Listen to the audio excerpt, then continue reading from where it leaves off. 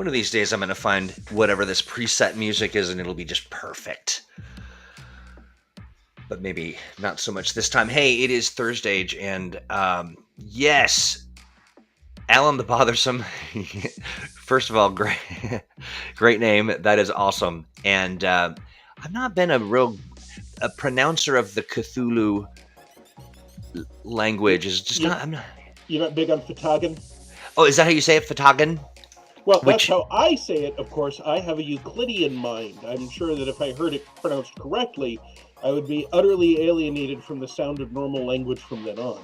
So you'll recognize that voice, friends. That is Owen Casey Stevens, and I'm Troy, the disembodied host. And today we're talking with lead developer Malcolm Shepard, who is in charge of Cthulhu Awakens, which is our new offering coming through funding now on Kickstarter. We're going to talk all about it. Nice, Duke. I don't know what that is, but I agree. I think. As you roll in, say hey in the chat. We are, this is sort of like, imagine it's like a call-in talk show, but no call. You're just here in the chat, and we pull up the comment, and we react to it and share all the kinds of good information. And today, thank you, Sean Vieira. Sean Vieira says, hello, I am down for some Cthulhu talk, and that's what you're going to get. And you're going to get a chance to pick the expansive mind of Malcolm Shepard. And Malcolm, how are you today? I'm okay, and I'm certainly ready to read your questions, formulate a response, and provide a relevant answer like a normal human person in a conversation. Before we go ahead, I'm sorry, Malcolm. I just wanted to say, I want to prove that you are a normal human person by removing the modesty shield and showing you two hanging out. You can see me and Owen, and as a happy accident based on the layout of my home, also Elric and Susie. Oh, nice. My constant companions. Yes. Yeah, exactly like normal human people who breathe and have thoughts, much like your thoughts. We will be able to understand your questions and answer them, possibly. I think that we should really spend the rest of the show just finding different ways to describe what the show is in the most basic of terms. I love it. Hey, Brian F. Irving says evening, and I say unto you, Brian, good ThursdAGE. And, how are we feeling about this music? Should we give it the chop or let it play in the background? I don't know. It's neither good enough to keep nor bad enough to keep, ironically. So right. So let's go ahead and get rid of it. True that. All right. So listen, we have had a banner week. Like it has been very, very exciting. The Kickstarter has done tremendously well. Funded in 41 hours. Minutes. Not 41 hours, sorry. Yes, funded in 41 minutes, not 41 hours. Time in a normal linear fashion, like you humans do, like we humans do. So do not be concerned. That's absolutely true. Yes, absolutely. And so you also experience that the three of us have had about 0 hours of sleep and all this excitement and getting things ready and, and just basically sort of doing all the things that Cthulhu cultists do when they're not doing a live stream. And so, who knows what you're going to get? It's going to be exciting for sure. But yeah, so, we've unlocked 4 of the stretch goals. We're moving in on our 5th. And that 5th one, it's pretty agreed. Duke says sleep is for mortal souls. Exactly. And let's see. Rain is sharing that I'm hoping for opportunities for a more hopeful mythos. Okay. Well, I think, we strive against the dying of the light, etc. I can answer that somewhat in the affirmative, in that, all right, so there is a stereotype about what Lovecraftian stories are. This is when you set aside, like, plushy Cthulhu cutesy board game stuff, right? Nothing wrong with it. It's just not the business we're in. But the stereotype of a Mythos story is often that like everything's blue green and everybody loses their minds and dies at the end of the session. Right. And we don't really mandate that. We have a couple of dials to make sure that you can kind of set that. So the system we have for psychic stress caused by the Mythos is called alienation. And you have a dial that you can use, which is the maximum number of tests you can fail in a given session or period of time. And that's a dial that you can tweak around, because one of the problems with, well, the thing is if you run into like, the same creature over and over again, right? You can, or a creature and then an artifact, and all of which trigger alienation tests, which are willpower tests, which you will be familiar with if you've played any age game before. Basically, if you ran into a bunch of those at the frequency of like adventure challenges in other games, then your brain would melt. So we recommend a cap on the number of tests that you can that your character can fail, and that is a movable dial when you're doing the game. And also in terms of other systems and things, Mythos creatures are tough, but they're not unbeatable, because in Mythos stories, sometimes creatures get beaten. Sometimes Cthulhu gets put back in the box, or at least hit by a ship and is not seen for a while, right? Which is a thing that actually happens. A lot of So Cthulhu hitting like well, collisions not a at lot. sea. I mean, there's the one notable example, right? Yeah. So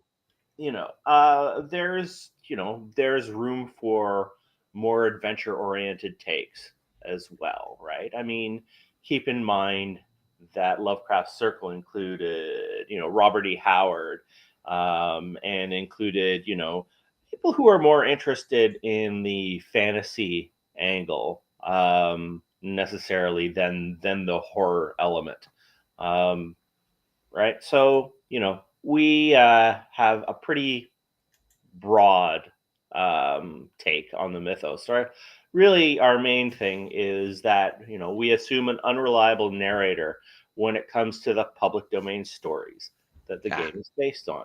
So that means that you can freely disregard some of the stuff that isn't quite up to the snuff of modern storytelling in terms of its attitudes. But it also means, like, it doesn't just mean that.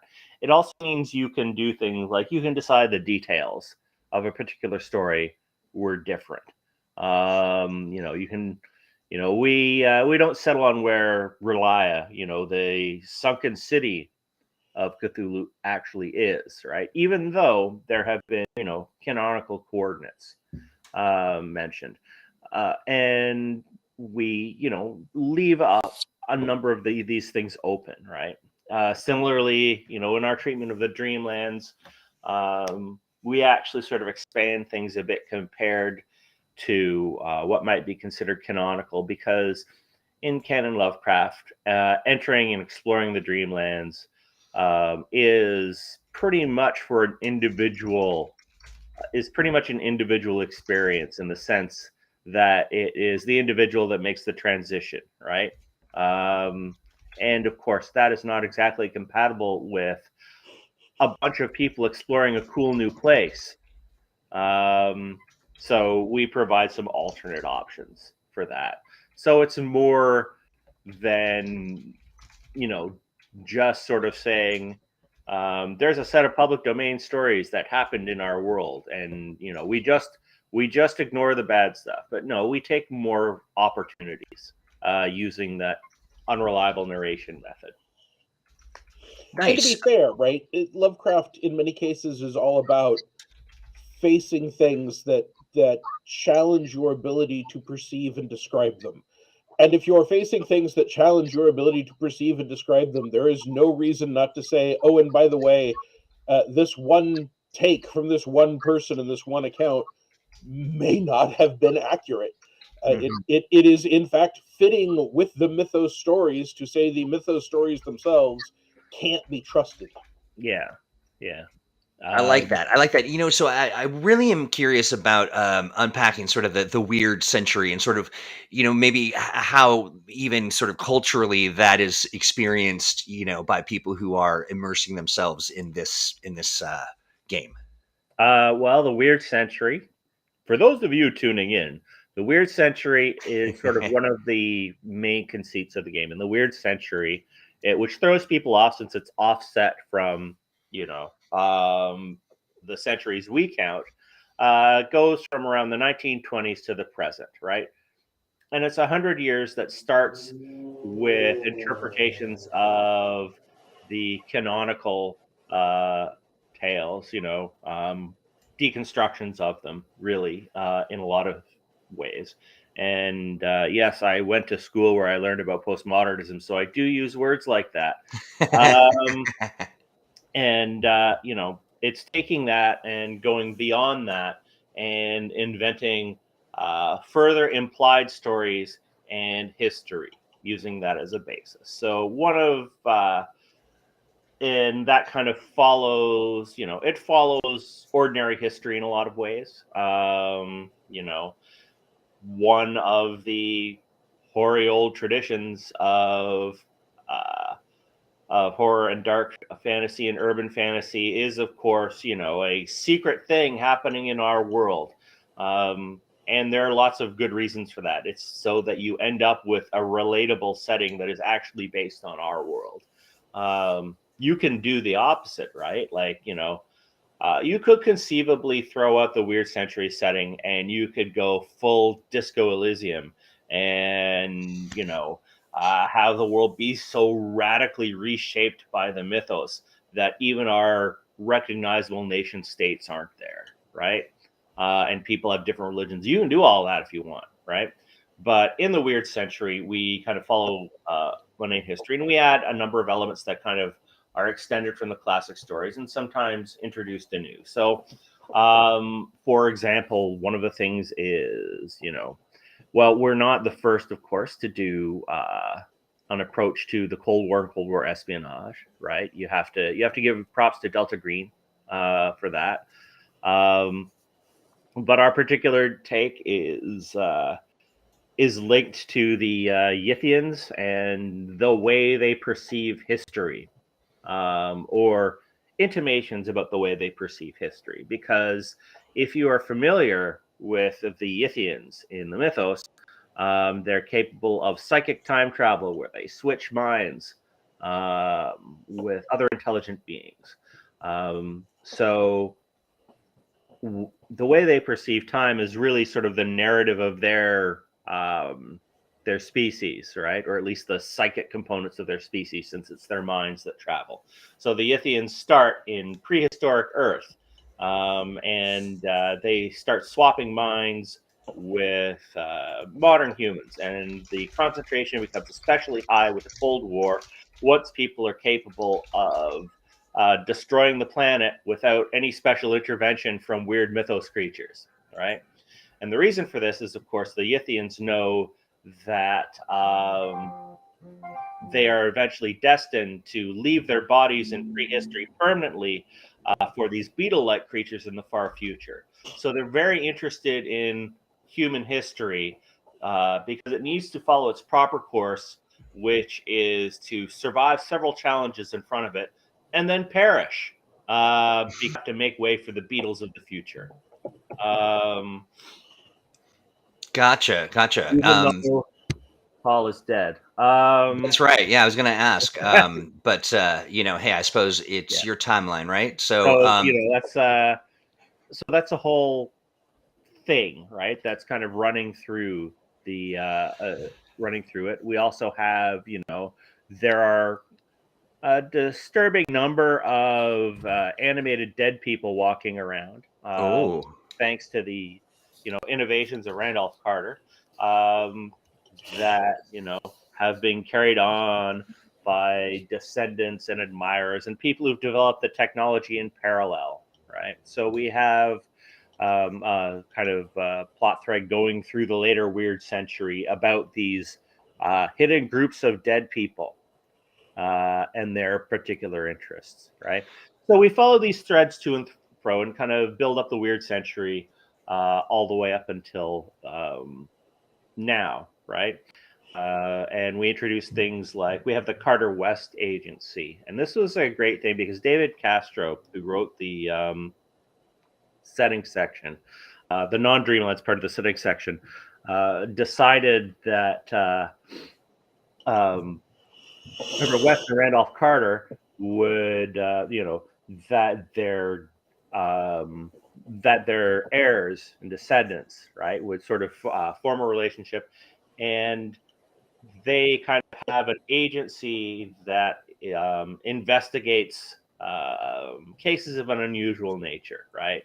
So basically, if you want to be a globe-trotting, modern era private eye who's looking at weird cases, like if you wanted to low rent Mulder and Scully, right? You have Nice. an organization that kind of backs you to do that, right?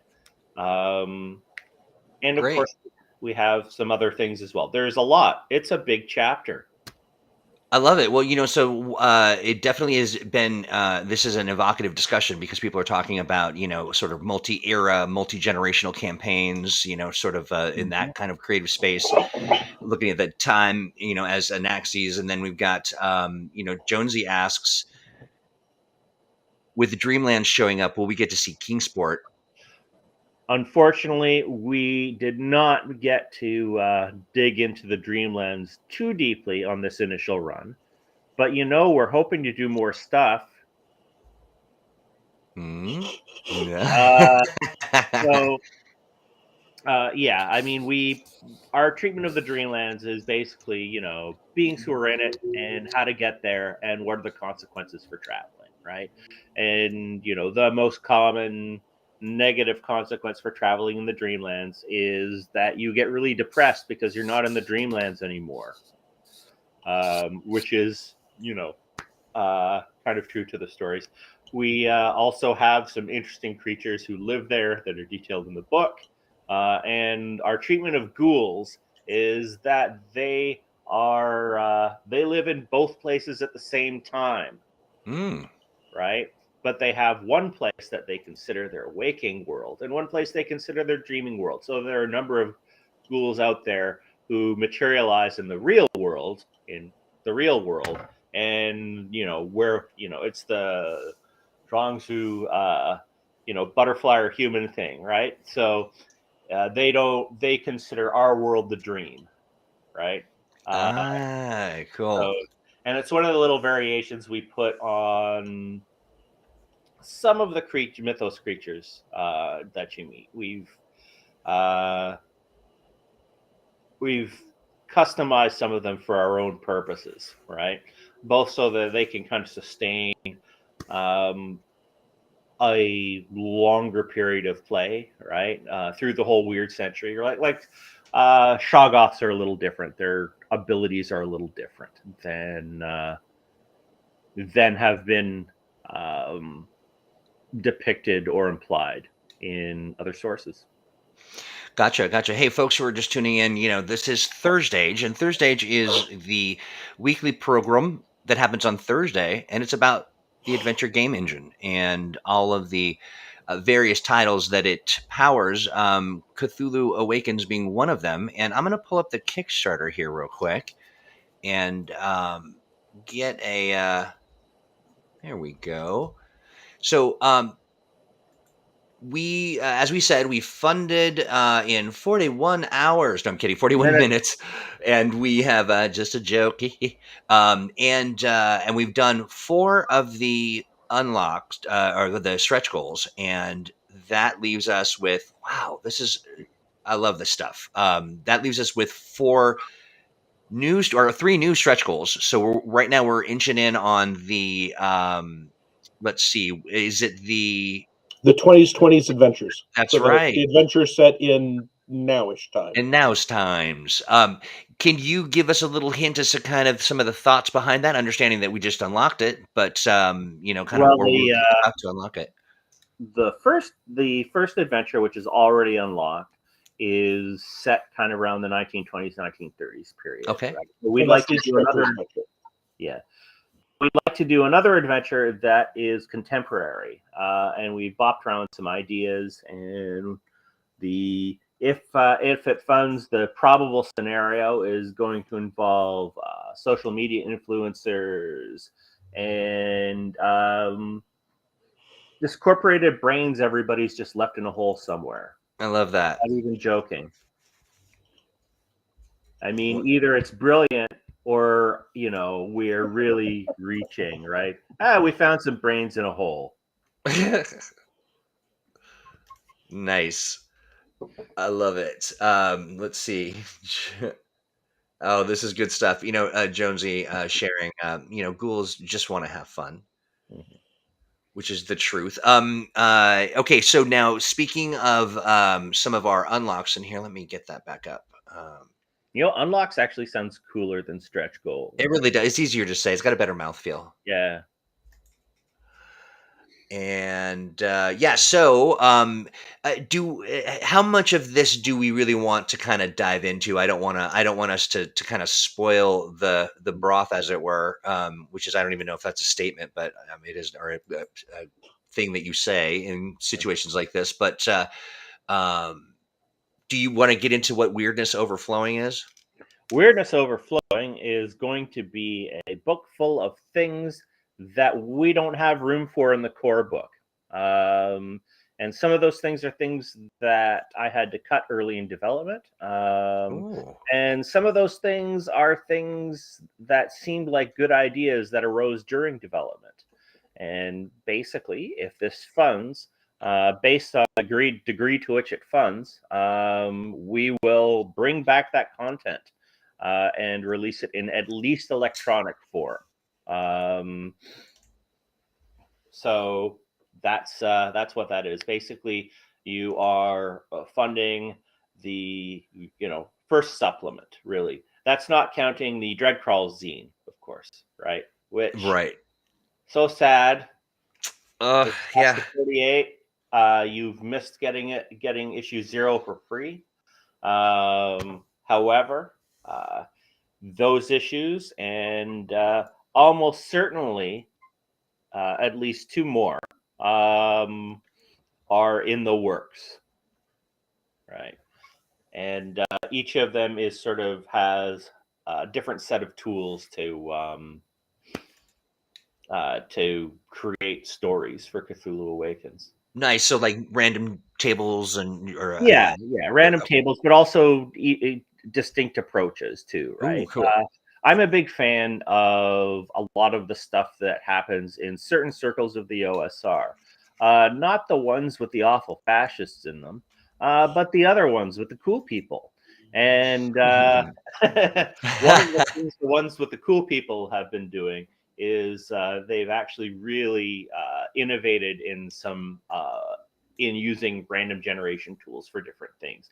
They've kind of gone beyond the old school Renaissance's, focus on nostalgia, right? And they're really making new things. And one of the new things they've done is sort of further evolve this stuff. So my good friend, and in fact, the gentleman who got me into the RPG industry, Jesse Hainig, is familiar with this stuff as well.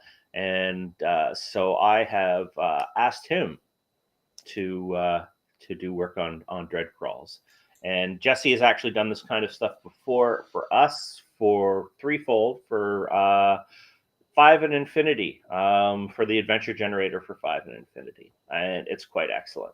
So that's a thing you could look at. And you could even look at Threefold, because that's the setting I made for Modern Age, and I really like it, and I hype it every chance I get.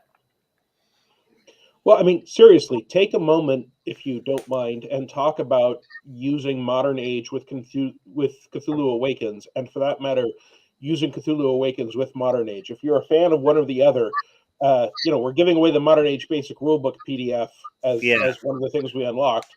Why is it that and the Modern Age Companion are things that we are pushing as useful to Cthulhu Awakens players? Yeah, I will. Yeah, that's very true. It's because there is very high compatibility, to the point where you can convert ideas and adversaries and things with virtually no conversion work at all. I just want to answer a question from Steve here in the chat, because Steve is my GM.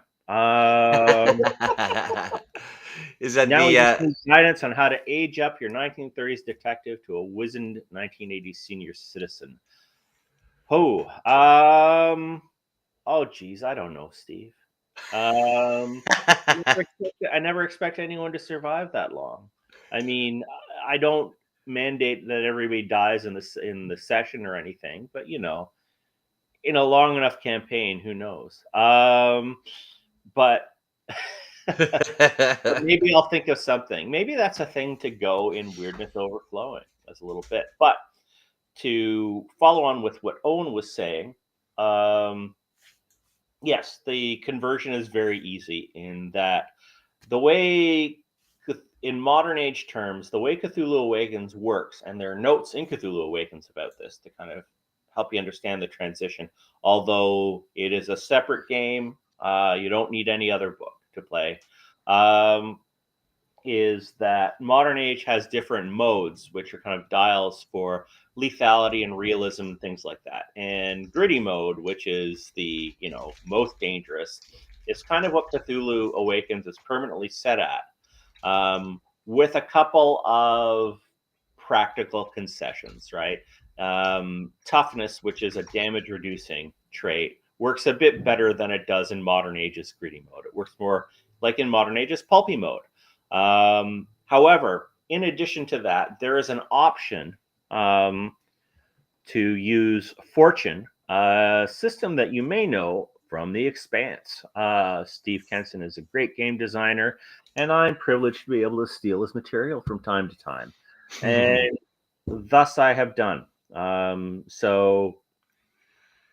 And when you're converting things, basically, if you use the Fortune option, basically you want to use whatever stats are listed in modern age for cinematic mode, because using Fortune is about equivalent to cinematic mode.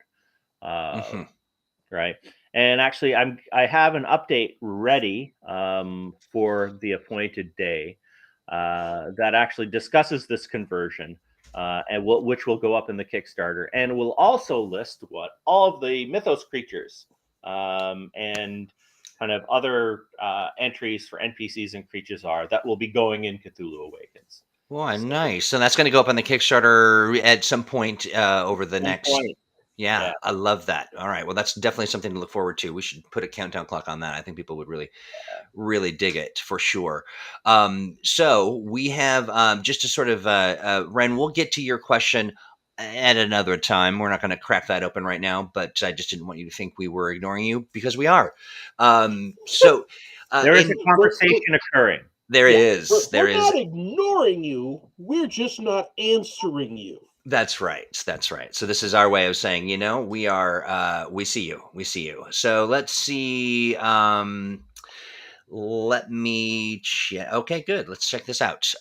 This is a long one. So this is from Dwayne. Dwayne asks, I noticed that the Roll20 edition for Cthulhu Awakens was included in the Kickstarter. Indeed it was. Will Cthulhu Awakens receive official support in any of the other major VTT platforms? So that one's for me. So I know we've got people who love Foundry, Fantasy Grounds. We've got so many different VTTs out there, and Roll20 was sort of our foray into that whole environment. We've been able to kind of develop our processes and really sort of answer the question of how do we transition from once we've got that material, all that content ready in the book or in the PDF, how do we transition that so that it fits nicely in the VTT space? Each of these platforms, they're unique in their own way. They've got specific sort of requirements and things, but they're not so unique that we can't crack the code a little faster as we progress. And so right now we're feeling like we've really got that roll 20. We've kind of cracked the code on that, and we understand sort of more of our internal processes. We're moving now on to Foundry. Foundry is going to be sort of our next space because it's different enough that we really wanted to crack the code on that. But there's no reason why we shouldn't concurrently learn some of the special considerations for things like Fantasy Grounds. And I am forgetting another. But if you're sitting on just fiery burning passion for one of these platforms, send a note to let's play at greenronin.com and tell us about it.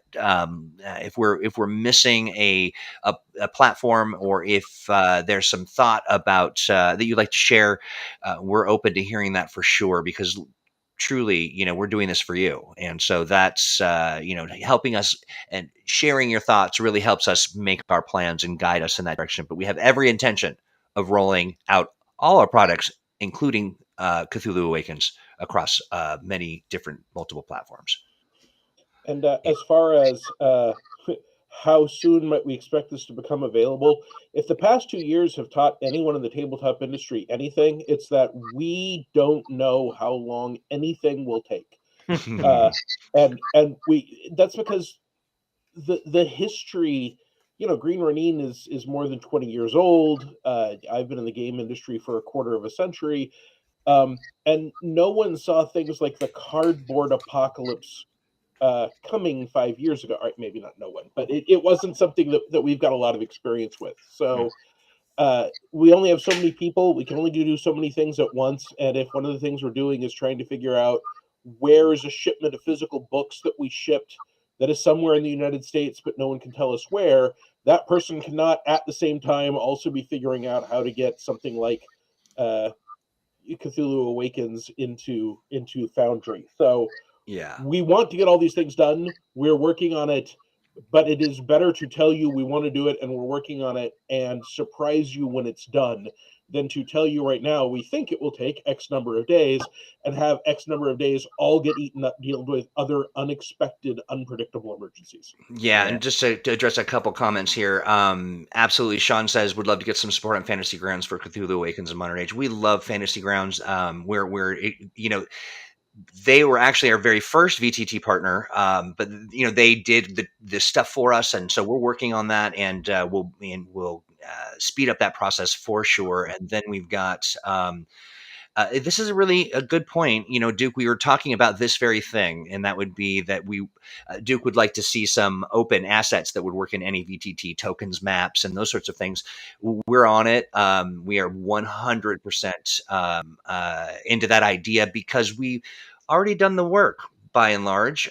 So we can collate and sort of put some of those assets and things where appropriate perhaps we have them up in a reasonable way to access them through, say, Drive Through RPG or our own shop, or so we're working through those things. But thank you for that, and happy to see that you're interested, because we're interested in providing those for you as well.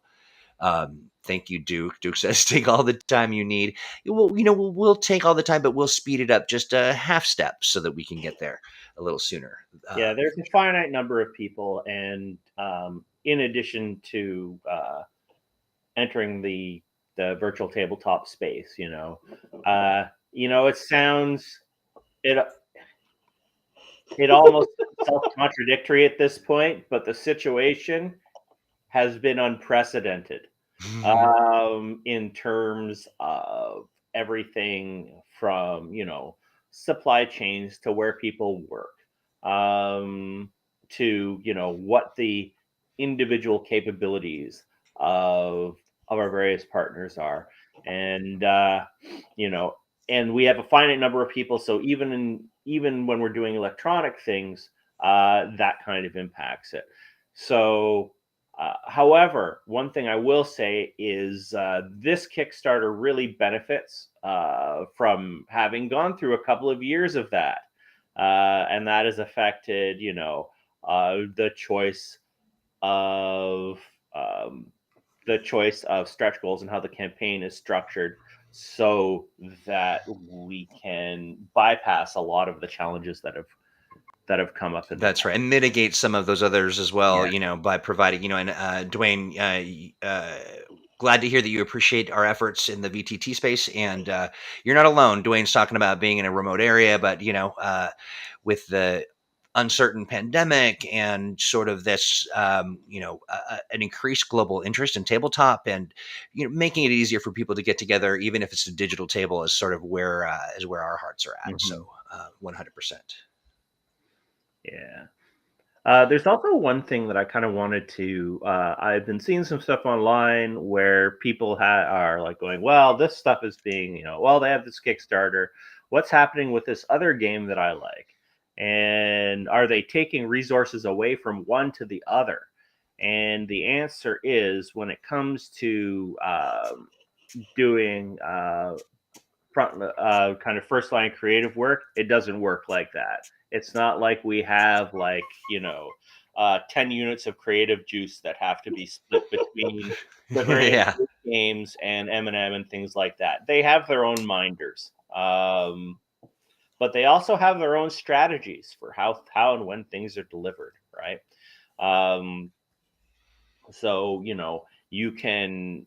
There is another stream about mutants and masterminds where you can keep current on that. Same disembodied voice Mm-hmm. on Monday, and they're talking about exactly how, say, M&M is manifesting itself, right? So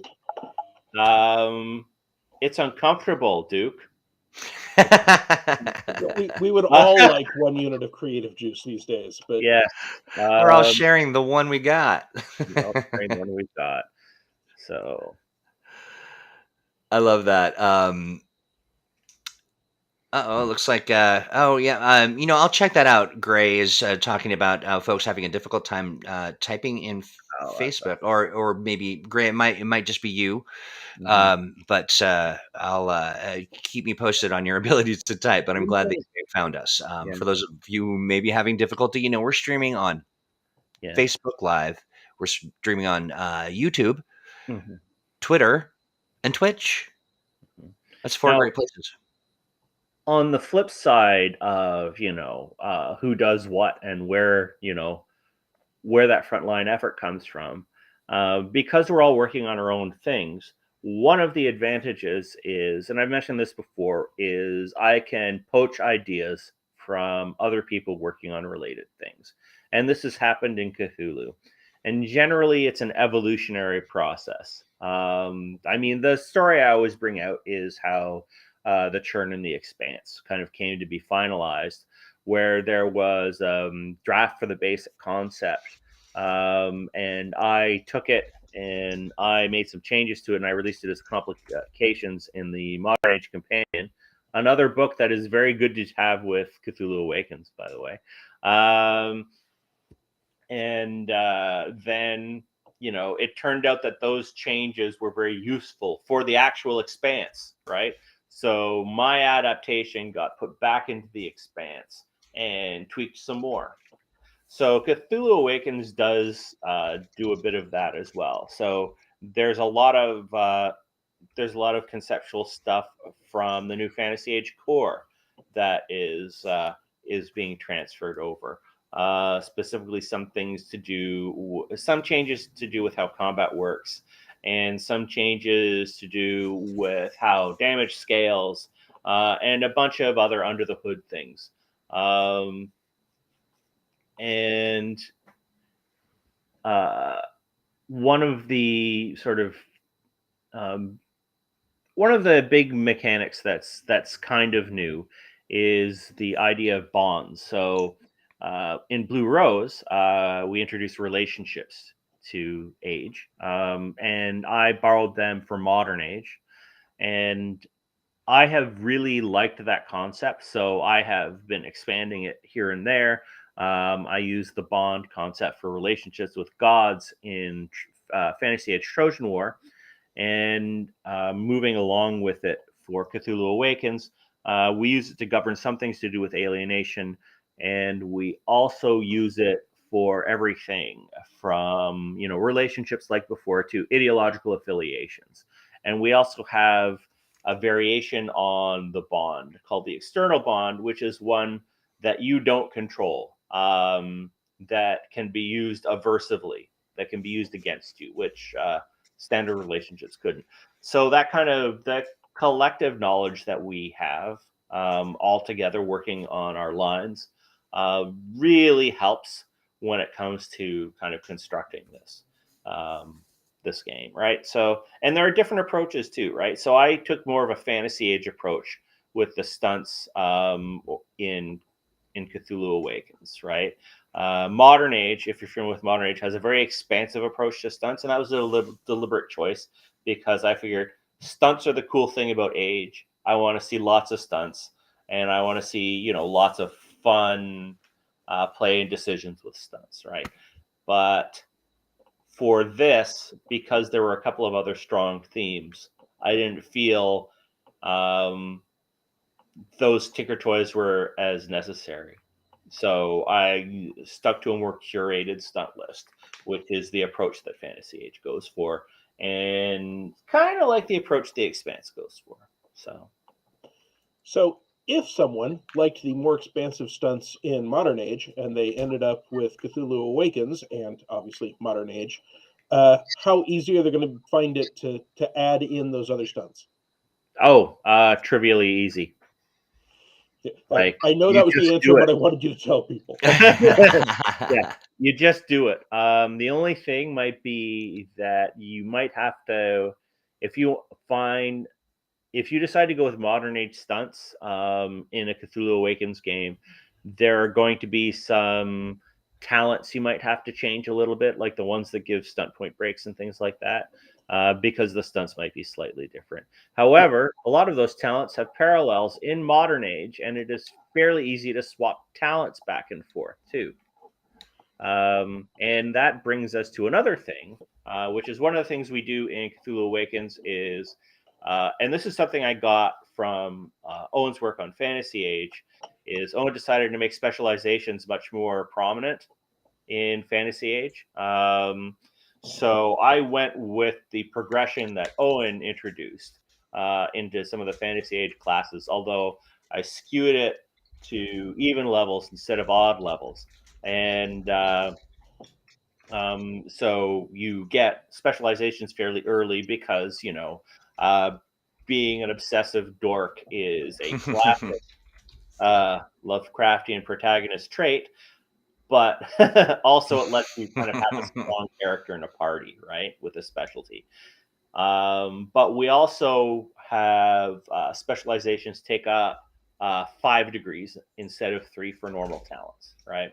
And that is something that is an extension of a concept in the Modern Age Companion that we brought into this game. And if you have the Modern Age Companion, you can do that with other talents, or you have the guidelines to make up new specializations that can go to 5 degrees because we have explicit instructions on how to do it yourself in there that were devised by the late Alejandro Melchor when he was with us. Right, he did a lot of really important work on Modern Age and is substantially responsible for its shape.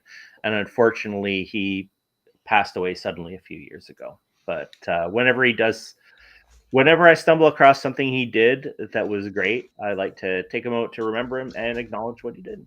So, yeah, fantastic. Jason, I'm going to ask you to elaborate a bit on your question because we certainly don't want to leave any. I was going to write elaborate, but I wrote elbow rate. So you you do what you see fit to make your question just a little clearer. Asking about some Fantasy Age games, and so we're not exactly sure what that means, but clarifying, we're happy to answer. And Duke, of course, saying, "I love the 5-degree talent trees." mm-hmm. Yeah, 5 degrees of specializations makes a lot of sense. I it's interesting being one of the Age developers, right? Because Malcolm was just talking about ideas he took that I'd done in Fantasy Age, and of course a lot of Fantasy Age is taken from or was written by originally and then developed from Malcolm stuff. Both of us are working on stuff that Chris Pramis did. A bunch of stuff was introduced by Steve Kenson, who I agree is a brilliant game designer.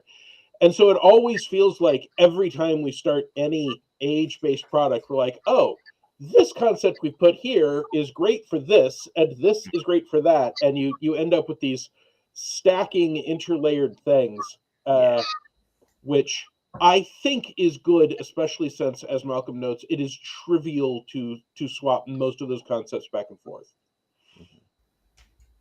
Hey, Jay Graves here. Jay saying, I guess I had to type from the comment section of the main page. Yeah, okay. That's right. That's right. Jason, in case you're wondering if there will be like a Fantasy Age Cthulhu Awakens sort of intersection, the answer is design work has been done, but we are not yet ready to talk about what we will use the design work on. And in fact, there was originally going to be a Fantasy Age appendix, but the fact is that Cthulhu Awakens became too focused and too much of its own game to keep that from being jarring. However, we got past Fantasy Age developer Jack Norris to work on that section, right?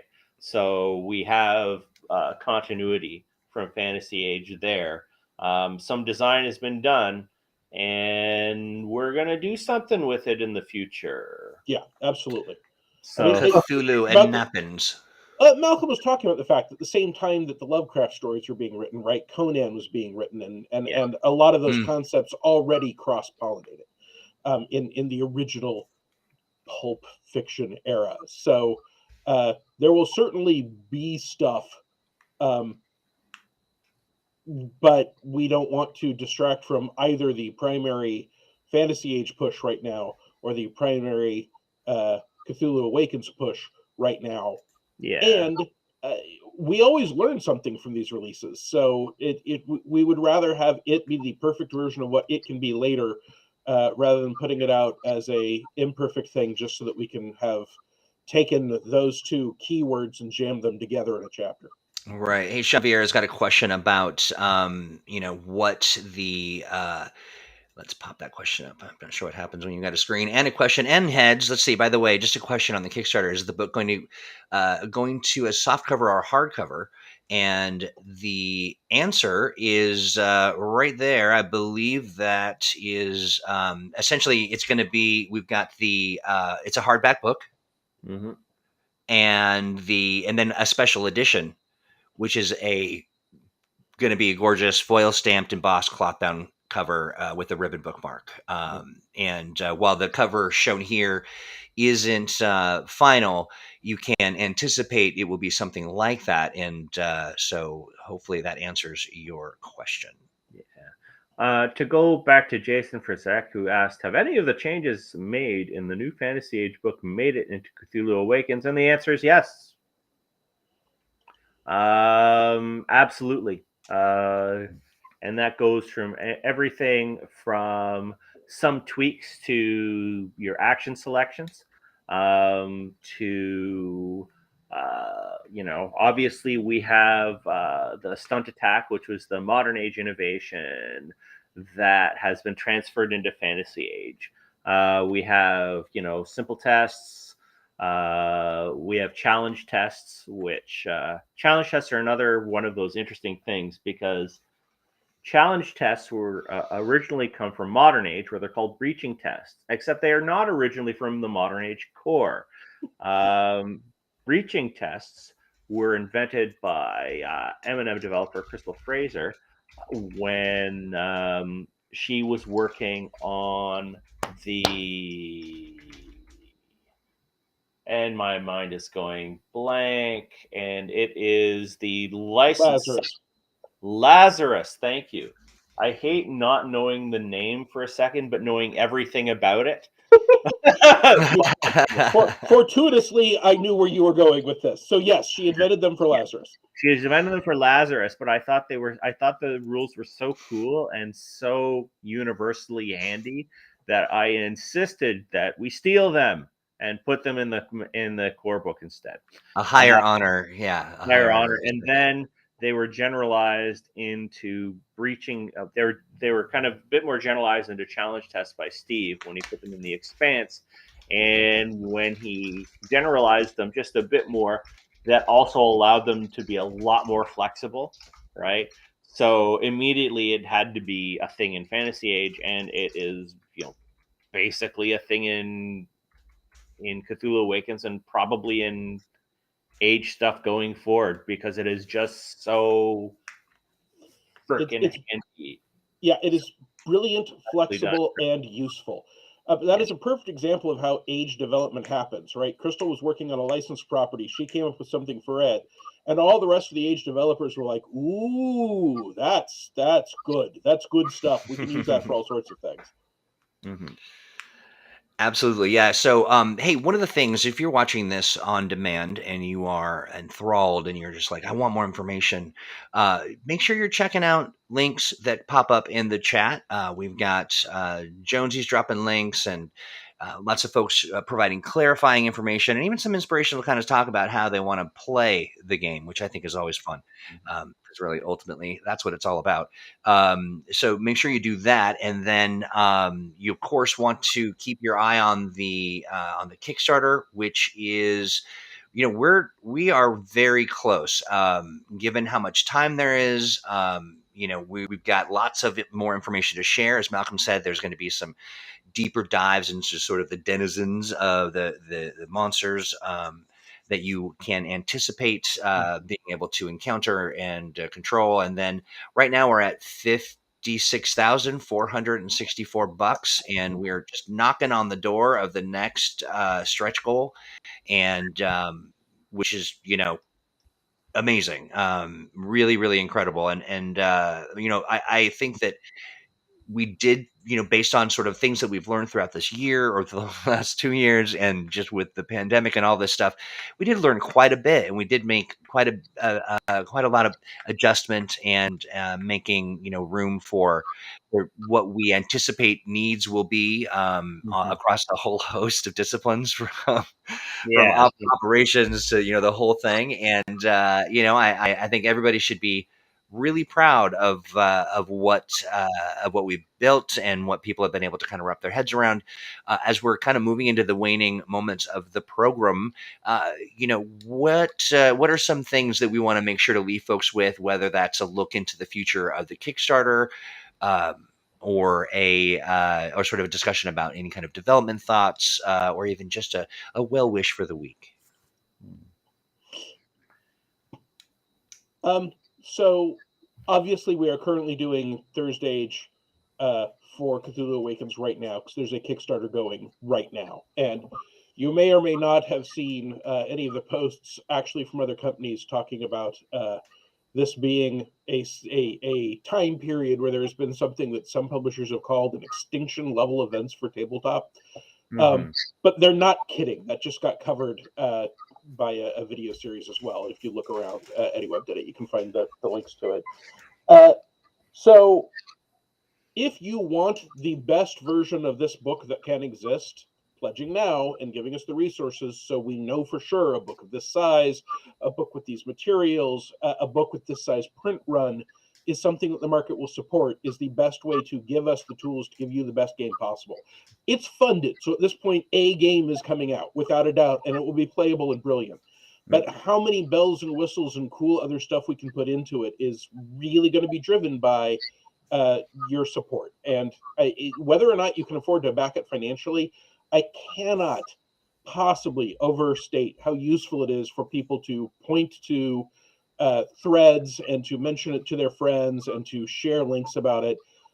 Getting word out is one of the tricky things. And so, we're here, we're shilling, yes, but we also specifically want to note this is a great time and a great way to support Green Renine and all the people that Green Renine is paying, and also to show us that you are excited for this kind of product, where we take the modern age game, we tweak it as necessary for a specific setting, we build that setting way out, and we give you a standalone game.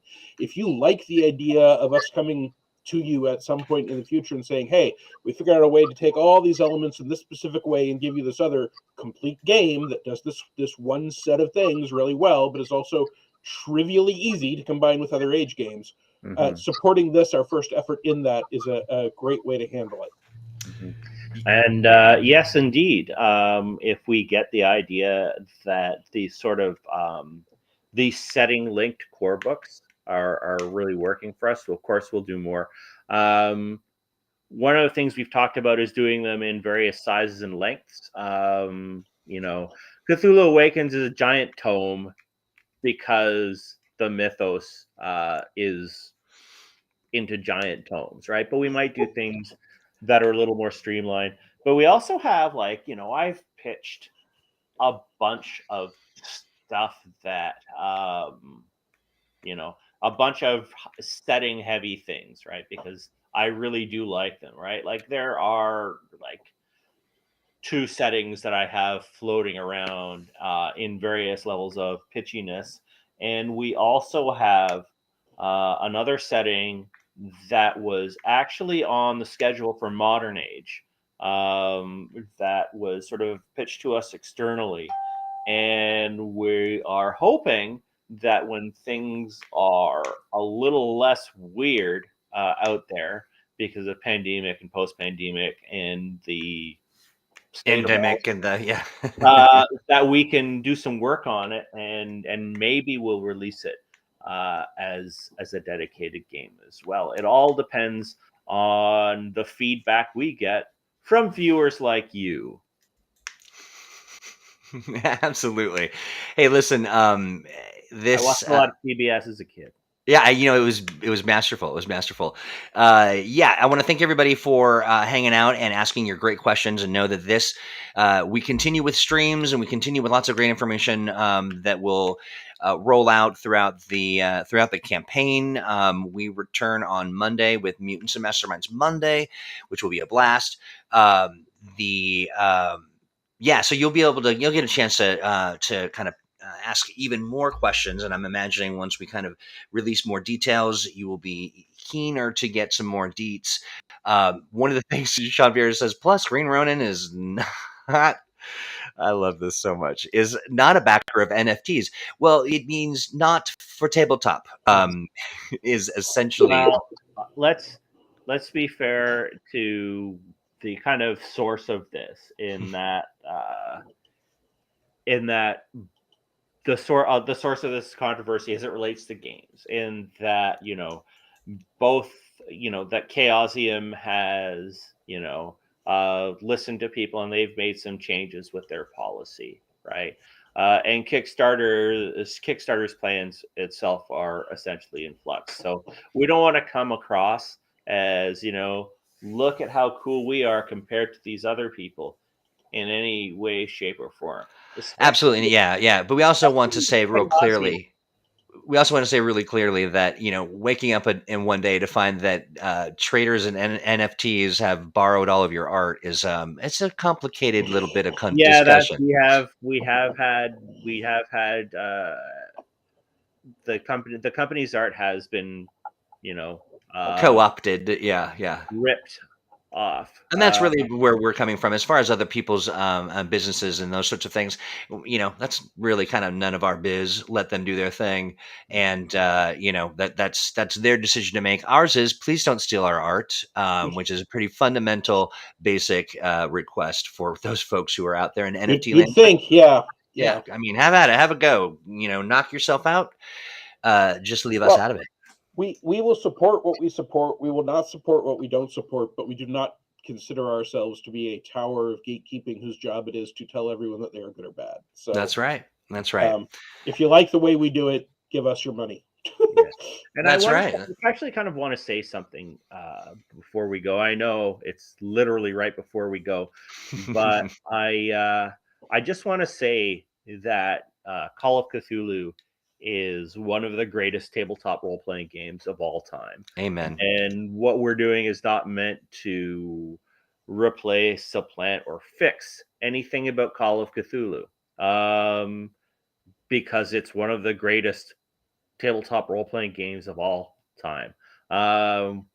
We have a particular approach we want to do that's rooted in going to the source and very deliberately constructing a game setting, which is a little different from the kind of genre plus mythos approaches that have been taken, and a little different from the direct literary emulation that I think a lot of people enjoy playing Call of Cthulhu in that style, right?